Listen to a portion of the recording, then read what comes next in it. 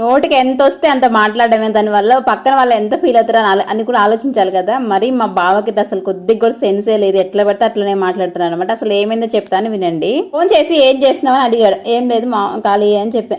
నీకేం పని ఉందిలే, నువ్వు ఖాళీనే కదా అంట. అంతే నానండి, పొద్దున లేచిన దగ్గర నుంచి సాయంత్రం వరకు ఇంట్లో ఎన్ని పనులు ఉంటాయండి, అవేవి వీళ్ళకి కనిపించవు.